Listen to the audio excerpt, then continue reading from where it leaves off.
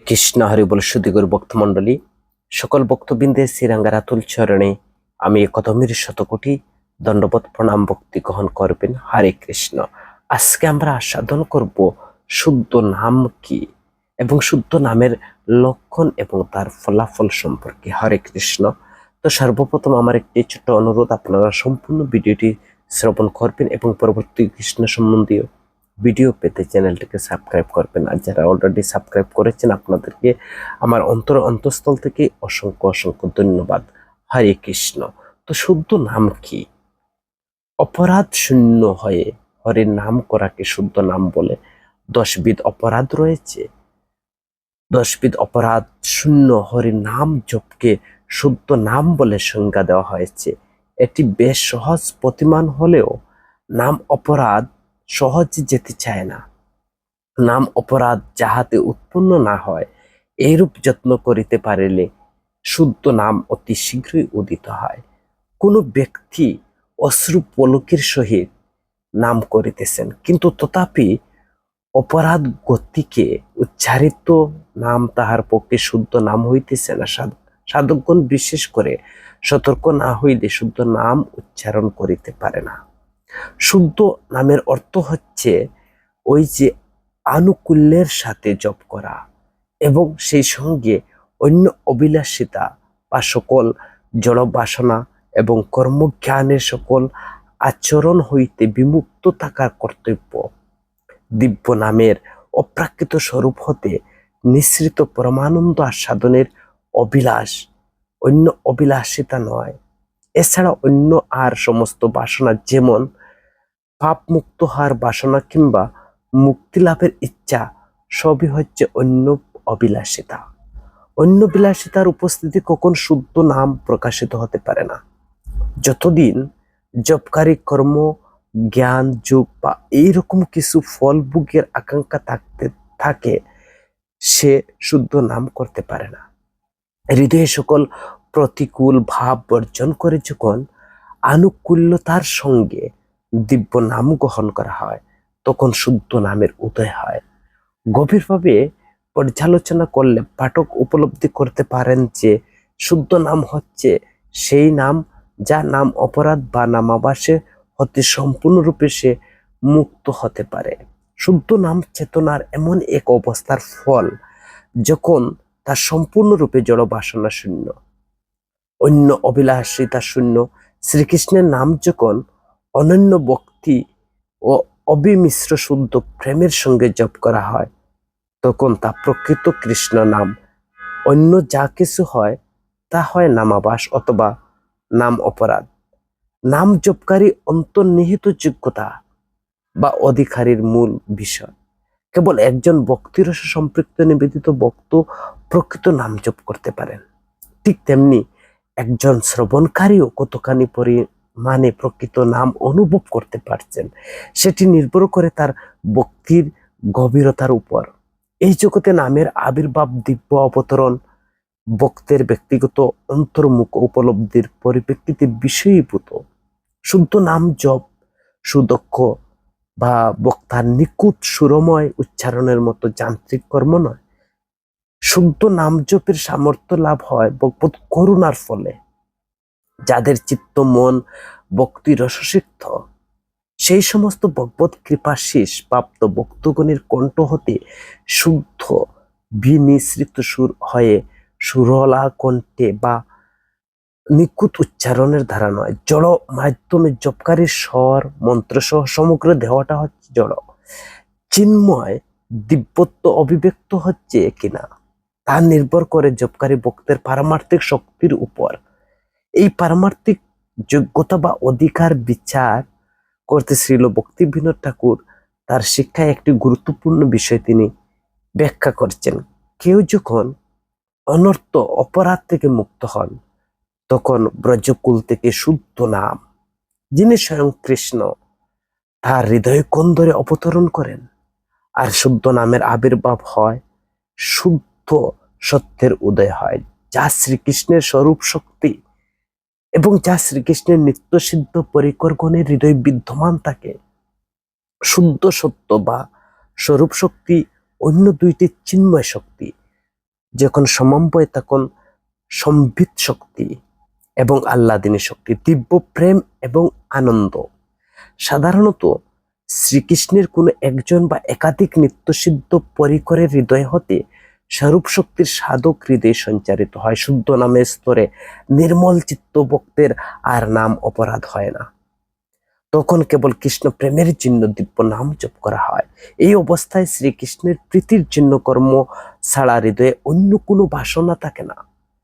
শুদ্ধ নাম হচ্ছে জপের পূর্ণতা স্তর। যখন ভক্ত তার জিহ্বায় কৃষ্ণকে নিত্যরত দর্শন করেন, এইরকম শুদ্ধ জপের মাধ্যমে ভক্ত নিজের চিত্ত স্বরূপ উপলব্ধি করেন এবং কৃষ্ণ প্রেম রূপ পরম লক্ষ্য প্রাপ্ত হন। আচার্যগণ বলেন, যখন শুদ্ধ নামের আবির্ভাব হয় তখন সেই শুদ্ধ ভক্তের রসনা রাস মণ্ডলে তার যে দিব্য নব যুব যুগল রূপ একত্রে নৃত্য করতে থাকে। ভগবানের নাম স্বয়ং ভগবানের থেকে অভিন্ন।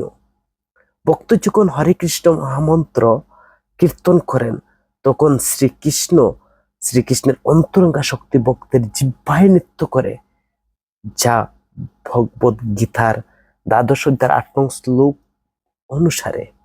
যখন আমরা হরে কৃষ্ণ কৃষ্ণ কৃষ্ণ হরে হরে জপে উন্নত হব, তখন আমরা উপলব্ধি করতে শুরু করব যে ভগবান প্রকৃতই আমাদের সঙ্গে রয়েছেন। শব্দাকারে ভগবান আমাদের জিহ্বার উপর নৃত্য করছেন। তখন বুঝতে পারবেন যারা ভাগবত, যারা মহাজন, যারা নামাম শুদ্ধ নাম করছেন।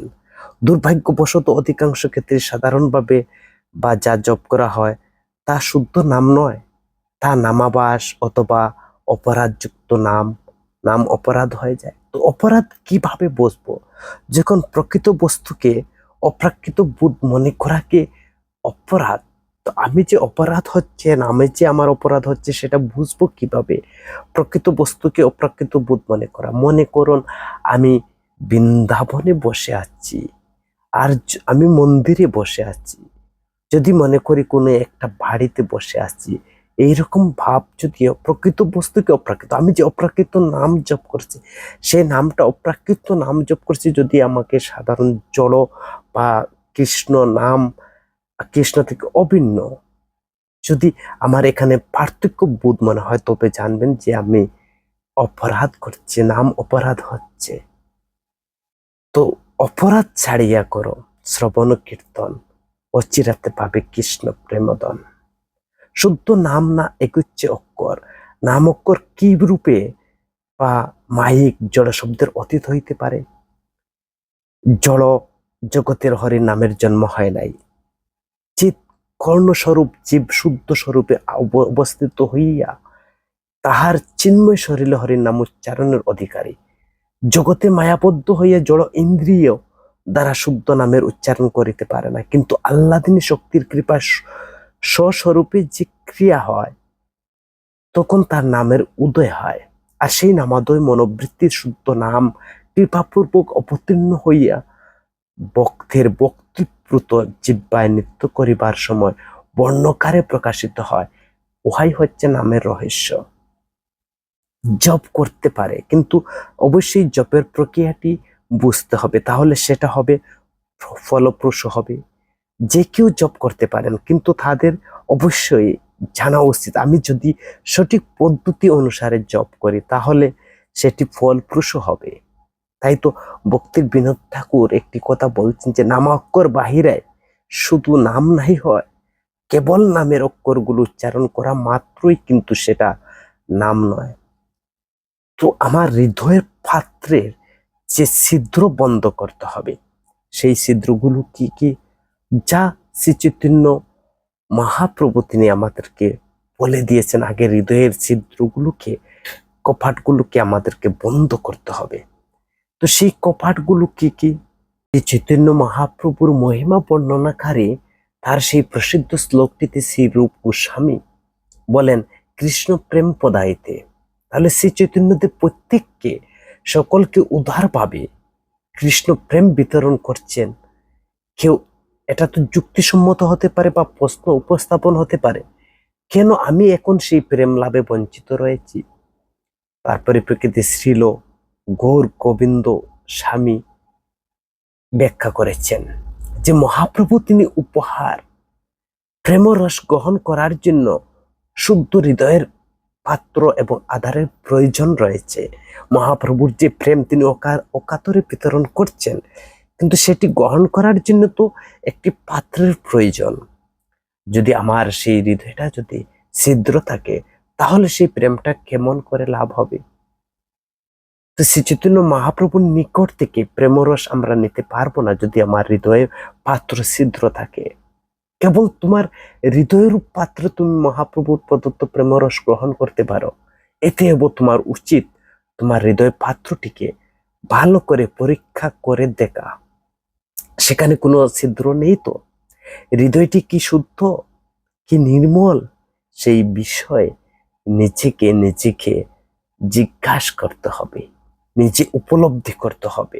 সেখানে যদি কাম ক্রোধ লোভ মোহ মদ মাৎসর্য এই সমস্ত নোংরা জিনিস থাকে হৃদয়ের পাত্রের মধ্যে, তাহলে কিভাবে তুমি প্রেমরস গ্রহণ করবে?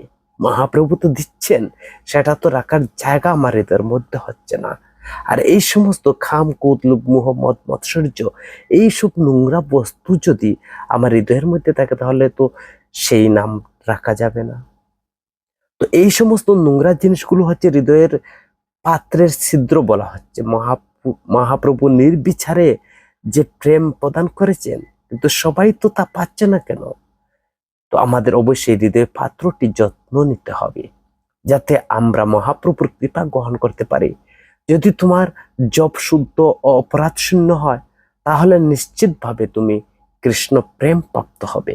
মহাপ্রভু জপের মাধ্যমে প্রেম প্রদান করেন, কিন্তু তিনি একটি শর্ত দিয়েছিলেন। মহাপ্রভু তিনি তার শিক্ষাষ্টকে 3 নাম্বার বলছেন, ত্রিনাদপি শুনিচ্ছেন থরোরহপি সহিষ্ণুনা অমানিয়া মানদেন কীর্তনীয় সদা হরি। তিনি এই যে হৃদয়ের পাত্র যে 4টি ছিদ্র হচ্ছে, সেই কথাটা মহাপ্রভু তিনি প্রেম বিতরণ করছেন, কিন্তু তিনি বলে দিচ্ছেন, যিনি নিজেকে তৃষ্ণা অপেক্ষায় ক্ষুদ্র জ্ঞান মনে করেন, যিনি তরুর মতো সহিষ্ণু হন, নিজে মানশূন্য হয়ে অন্যকে সম্মান প্রদান করেন, তিনি সর্বদা হরির নাম সংকীর্তনের অধিকারী। তিনি দিচ্ছেন নাম, কিন্তু আবার তিনি শর্ত চলে দিচ্ছেন, হৃদয়ের পাত্রটি অবশ্যই এই 4টি উপাদান দিয়ে তৈরি করতে হবে। প্রথম হচ্ছে মহাপ্রভু বলছেন দৈন্য, সহিষ্ণুতা, মহান দাতা, অমানিত্ব। মহাপ্রভু দাতা আর তুমি হচ্ছে গ্রহিতা, কিন্তু তোমার পাত্রটি তো যদি সমস্ত উপাদান দিয়ে তৈরি না হয়, তাহলে কেমন করে সেই মহামূল্যবান প্রেম বস্তু গ্রহণ করব? জীব যেখানে সে গ্রহণ করতে হবে, তাহলে এই 4টি বস্তুর দ্বারা হৃদয়ের ছিদ্রকে বন্ধ করতে হবে। আর শুদ্ধ নাম জপ করলে তার ফল কি? জীব যেদিন শুদ্ধ নাম আশ্রয় গ্রহণ করে, সেই দিন এক নামে তার ফারাধ্য অপারাধ্য সমস্ত পাপ বিনষ্ট হয়ে পরে যে নাম করেন তার নামেতে প্রেম হয়। সুতরাং শুদ্ধ নামাশ্রিত ব্যক্তির পাপ বুদ্ধি দূরে থাকুক, পুণ্য আদি কর্মের রুচি থাকে না। পাপ পুণ্যের কথা দূরে থাকুক, মুখের রুচি থাকে না। নামাশ্রিত ব্যক্তি কখনো কোনো পাপ করিবে না। যেমন কীর্তনরত ইট পাক্কল শুদ্ধ ভক্তের কণ্ঠে নিঃসৃত শুদ্ধ নামের অচিন্ত শক্তি পরিস্ফুটিত হয়। একবার গৌর কিশোর দাস বাবাজি যখন রানী ধর্মশালার জপ করেছিলেন, একজন ভক্ত সেখানে জপ করতে গেলেন, তিনি প্রত্যক্ষ অনুভব করলেন যে সেই ঘরটি ইট পাথরগুলো কৃষ্ণ নাম গান করছে। তো বাবাজি কৃষ্ণ নাম শুদ্ধ জপের শক্তি, এমনকি অচেতন জড় পদার্থের চৈতন্য সঞ্চার হয়ে দেখে ভক্তটি বিস্মিত হয়ে অভিভূত হয়ে সেখান থেকে চলে গেলেন। প্রভুপাদ সরস্বতী ঠাকুর তিনি ব্যাখ্যা করছেন। আর ভক্তির বিনোদ ঠাকুর শুদ্ধ নামের শরণাগতি নামক ভক্তি গীতি শ্রী ভক্তি বিনোদ ঠাকুর শ্রী নামের সঙ্গে তার নিজের সাক্ষাৎকারের বর্ণনা করছেন। তিনি বলছেন, পূর্ণ শ্রদ্ধা শরণাগতি সহকারে নাম জপ করেন, সেই নিষ্ঠা ভক্তের হৃদয়ে কিভাবে ধীরে ধীরে শুদ্ধ নাম দিব্য নাম তার অপ্রাকৃত তেজ বিভূতির প্রকাশ করেন। নাম অনুরাগী ভক্তগণে ভক্তি বিনোদ ঠাকুর গীতিটি তিনি বলেছেন যে শ্রী নাম স্পর্শ লাভ করার জন্য শ্রী নামের নিকট প্রার্থনা করতে হবে।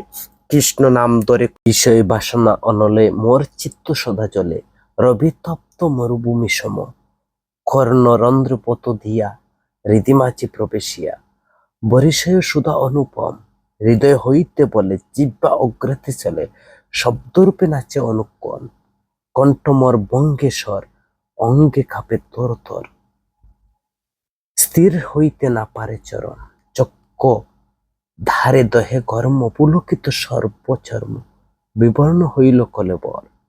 তো এই পংক্তি থেকে আমার চিত্তটি ঠিক সূর্য কিরণ তাপের উত্তপ্ত এক মরুভূমির মতো। এই হচ্ছে আমার মানসিকতা। তো কোনোভাবে সাধু গুরুর কৃপায় আমার কর্ণরন্ধ্র দিয়ে শ্রীকৃষ্ণের দিব্য নাম আমার হৃদয়ের মাঝে প্রবেশ করেছে।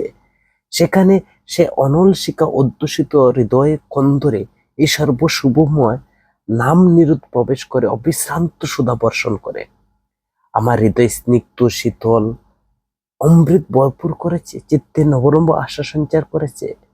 তারপর হৃদয় থেকে বলপূর্বক ওই নাম জিহ্বায় চলে আসে। এমন নয় যে জিহ্বা পেয়াস করে আমি শব্দ নামধ্বনি সৃষ্টি করি। শুদ্ধ ভক্ত কোনো সাধুর হৃদয় থেকে এই শব্দ উদগত হয় আমার কর্ণের মাধ্যমে এসে তা আমার হৃদয়ে প্রবেশ করেছিল। সেটা অন্তত পর জিহ্বায় উদিত হয়, শব্দরূপে অনুক্ষণ নৃত্য করতে শুরু করে। এই হচ্ছে যথার্থ দিব্য নাম। এই নাম ধ্বনি উচ্চারণ অবতরণ করে অবতীর্ণ হয়, জড়জিহ্বার দ্বারা তা সৃষ্টি করা যায় না, এর উৎস উপরে।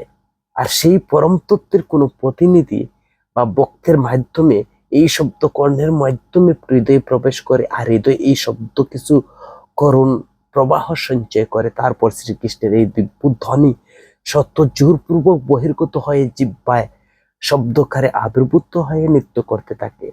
শ্রবণ রমণ মধুর সাদি ধ্বনি বলপূর্বক জিহ্বা অগ্রে চলে এসে নৃত্য শুরু করে। দিব্য নামের প্রকৃত ফল এখানেই বর্ণিত হয়েছে যে প্রকৃত সজীব নাম হয় তার কণ্ঠ অবরুদ্ধ, কণ্ঠস্বর বিজড়িত হয়ে পড়ে, অঙ্গে কম্পন দেখা দেয়, পদদ্বয় স্থির থাকতে অসমর্থ হয়, কখনো কখনো নয়ন হতে বিগলিত হতে থাকে অশ্রুধারা, দেহ রোমাঞ্চিত পুলকিত, গাত্র বর্ণ পরিবর্তন দেখা যায়, জড় মন চেতনা অন্তর্নিহিত হয়, আবার মূর্ছা হয়ে যায়। মনে হয় সারা দেহ মন যেন ভয়ানকভাবে আক্রান্ত হচ্ছে, ভাবতে দেহ জর্জর হচ্ছে, সর্বাঙ্গে পুলক এবং শিহরণ দেখা দিচ্ছে। আপাত দৃষ্টিতে মনে হতে পারে যে দেহ মনে কত উপদ্রবের সৃষ্টি হচ্ছে, অদূ তা নয়। এই অবস্থাটি হচ্ছে হৃদয়টি সর্বক্ষণ এক বিশেষ মধুময় সুধারসে উচ্ছ্বসিত হচ্ছে। ভক্ত চিন্তা করেন, আমি প্রেমে অন্তহীন অমৃত সাগরে সন্তরণ করছি, আমার সমগ্র অস্তিত্ব নামামৃত রস ভারী দিতে নিমজ্জিত হয়ে গেছিল। তো আত্মবিস্মৃত হয়ে পড়ে, এমনি বুঝতে পারছি না আমি কোথায় আছি, কি এই এমন বস্তু আমাকে যা আবেশিত করছে, আমি কি বাতুল হয়ে যাচ্ছি? আবার সেই পূর্বকার জ্ঞান গাম্ভীর্য অহমিকা সেই সব গেল কোথায়? তো দিব্য হরির নাম জপে এইভাবে শুদ্ধ ভক্ত কৃষ্ণ নাম করেন, তার হৃদয়ের এইভাবে অনুপ্রাণিত জাগরিত হয়। আমি অনুভব করতে পারছি না কৃষ্ণ নাম ইচ্ছাময় স্বেচ্ছাধীন, তিনি যা চান তাই করেন। আস্বাদন না করে আমি নিজেকে সামলাতে পারছি না, সেই জন্য আমাকে অবশ্যই শরণাগত হতে হবে। ঐকান্তিক কেবল অনুকূল্য করব, তিনি যা চান তাই করব, প্রতি বিধানে আমার সুখ সমৃদ্ধি। আমি দেখছি দিব্য নাম যে প্রেম পুষ্পের কুরক, অদ্ভুত রসের মাধুর্য, প্রেম রসের নিলয়। কখনো তিনি নাম বিশেষ ধরনের রূপ কর্ণ প্রদর্শন করেছেন, তারপর সেই স্বতঃস্ফূর্ত নাম ভক্তের। তো দিব্য নাম জপ আমাকে নতুন আশা, নতুন সম্ভাবনা, নব উৎসাহ উজ্জীবিত করছে কিনা। আমার যা কিছু চাই নাম সব সরবরাহ করে থাকে। কৃষ্ণ নাম চিন্তামণি স্বরূপ চিন্ময়, আমাদের অন্তরে সকলের বাসনা জপের মাধ্যমে পূর্ণ হয়। কৃষ্ণ নাম অখিল রসের খনি স্বরূপ, এটি নিত্য মুক্ত, সম্পূর্ণ জড় ভাবা মুক্ত এবং দিব্য আনন্দময় সদা সর্বদা হরির নাম উচ্চারণ। কিভাবে শুদ্ধ নাম জপের স্তরে উন্নীত হওয়া যায়, ভক্তির বিনোদ ঠাকুর তিনি সেই পদ্ধতিটি বর্ণনা করেছেন। তিনি বলছেন যে গুরুদেবের কৃপায় শিষ্য নাম তত্ত্ব অবগত হয়, নামের স্বরূপ সম্বন্ধে জ্ঞান লাভ হয়, এরপর অবিদ্যা অনর্থ অনুদিত হয় এবং সম্বন্ধ জ্ঞান যথাযথভাবে সে জপ রূপ সাধনার দ্বারা এইভাবে নাম শুদ্ধ নামে পরিবর্তিত হয়। জপকারী তখন প্রেমামৃত আস্বাদন করে। শ্রী গুরুদেবের সেবার দ্বারা সমস্ত অনর্থ অপসৃত হয়ে যায়, শুদ্ধ নাম উদিত হয়, জিহ্বায় নৃত্য করতে থাকে। এই সময় শুদ্ধ নাম মাধুর্য মত্ত হয়ে ভক্ত অবিশ্রান্ত নাম গ্রহণ করতে থাকে, আর আনন্দ নাম নৃত্য করে, জীব নৃত্য করে, আর ভগবত প্রেম সম্পদ নৃত্য করে, সর্বজগৎ নৃত্য করতে থাকে। তখন তমসাময় মায়া পলায়ন করে অন্তর্নিহিত হয়, যা হরি নাম ও চিন্তামণি গ্রন্থে। তো কেবল জপে শব্দের শ্রবণ, নিজ নিজ একান্ত জপের দ্বারা শুদ্ধ নাম জপের স্তর লাভ করা যায় না। যিনি নাম তত্ত্ব অবগত একজন তত্ত্বদর্শী গুরুর করুণা লাভ নাম আসক্ত শুদ্ধ ভক্তের সঙ্গে একান্ত ভাবে প্রয়োজন। পরিশেষে শুদ্ধ নামরূপ মহার্ঘ উপহার লাভের জন্য নিয়ত নাম অমৃত আস্বাদনকারী নিত্য পার্শ্বদগণের কৃপা ভিক্ষা করে অবিরাম ক্রন্দন প্রার্থনা করা কর্তব্য। হরে কৃষ্ণ কৃষ্ণ কৃষ্ণ হরে হরে, হরে রাম রাম রাম হরে হরে, হরে কৃষ্ণ।